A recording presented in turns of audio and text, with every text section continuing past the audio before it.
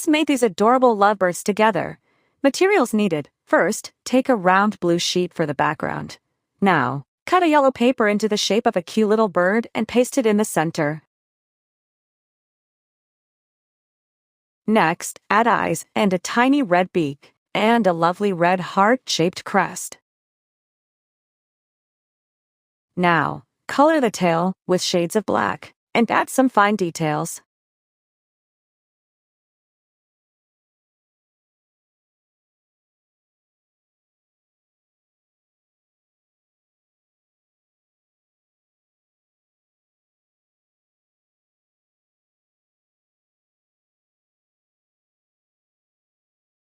And create another bird using dark blue paper and decorate it the same way.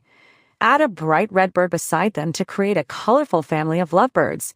Keep decorating each bird with unique patterns and vibrant colors. Now, draw some grass beneath them and add little flowers to bring the artwork to life. Finally, add a few finishing touches to make everything look neat and colorful. And that.